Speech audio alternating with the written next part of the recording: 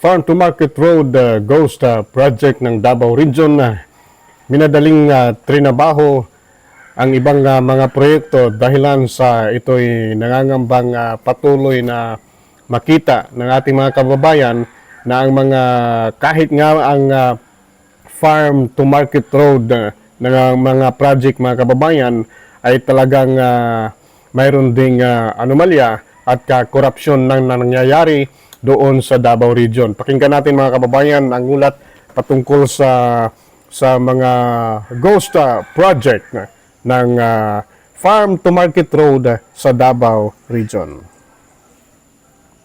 Minadaling farm to market roads ang nadatnan ng Department of Agriculture sa isinagawang inspeksyon sa Davao Region noong Biyernes. Ilang sangkot na kontratista pinagpapaliwanag. Yan ang ulat ni Vel Custodio.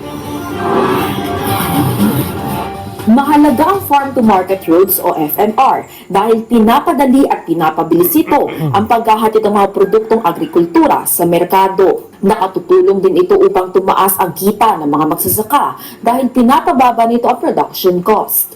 Pero sa isinagawang inspeksyon ni Agriculture Secretary Francisco Chu Laurel Jr. noong Biyernes, nadiskubre ang ghost at hindi pa tapos sa gawin na farm-to-market road sa Davao Region.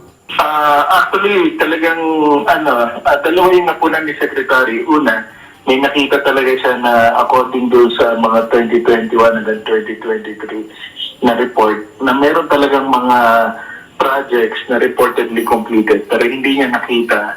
At meron din naman na minamadali yung paggawa at makita niya fresh concrete pa na ito ay supposed to be completed na rin or ongoing. Kaya naman ipapatawag ng DA at Department of Public Works and Highways ang tatlong contractors na sangkot umano sa nakitang ghost o unfinished FMR. Magkatuwang naman ang inspect. Ayan mga kababayan, nakita po natin ang ulat at report ng ating DA Secretary o Department of Agriculture kung saan maraming mga ghost project at unfinished na mga o minamadaling mga trabaho dyan sa Davao Region patungkol sa Farm to Market Road project. So ibig sabihin mga kababayan ay hindi lang pala flood control project ang malaking mayroong korupsyon, kundi ito ring Farm to Market Road project kung saan mga milyon-milyon nating mga kababayan ang dapat makinabang pero hindi matapos-tapos dahil nga ay maraming mga kontratista rin ang pinipigilan o hindi kinukurakot ang mga project na ito. Sabi pa nga ng ating DA ay may tatlong kontraktor ang may kinalaman sa pangungurakot na ito tungkol sa Farm to Market Road. Kaya ito dapat nating antabayanan at tingnan mga kababayan dahil minsan nakatutok lang tayo ngayon sa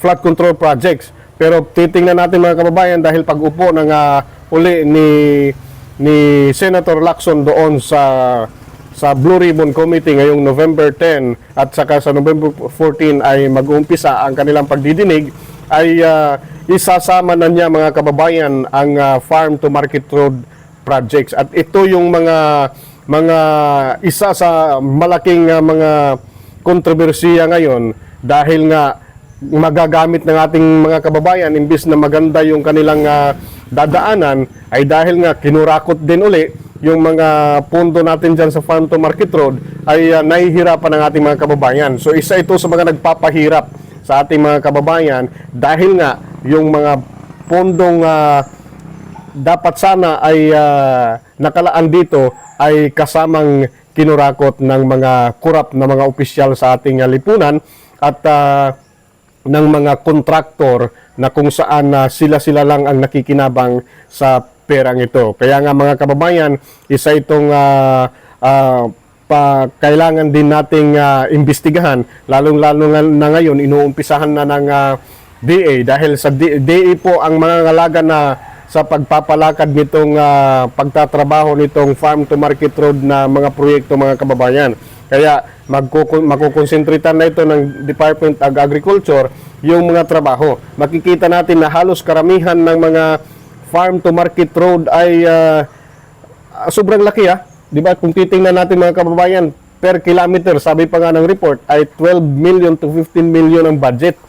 Alam mo naman, 1 kilometro lang, 15 milyon ang proyekto, ang budget. Tapos kung makikita natin dyan sa farm to market road, ilang buwan pa lang pagkatapos ng simentoin, ilang buwan pa lang, ang malaking truck lang ang dumaan ay masisira na. So, ibig sabihin mga kababayan, ito, yung iba ay ghost project, tapos yung iba ay hindi talaga maganda yung pagkatrabaho.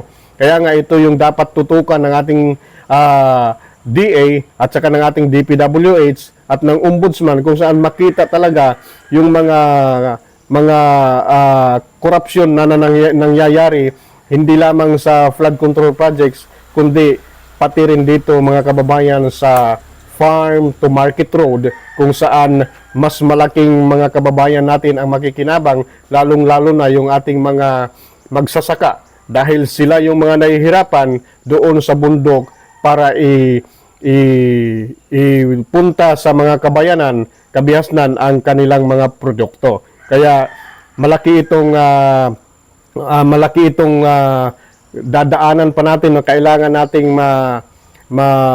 makita talaga at masugpo yung mga corrupt practices na nangyayari lalong-lalo na dito sa ating farm to market road. Ayan mga kababayan at patuloy nating antabayanan na dapat mayroon ng makasuhan din dito sa mga kontraktor na ito at kung sino yung mga kasabwat dyan sa DPWH at sa mga kinauukulan kung saan ito ay naging isa rin sa naging malaking kinita ng mga corrupt na opisyal sa ating lipunan at ng mga kontratista na may hawak nitong mga kontratang ito na farm to market road na proyekto.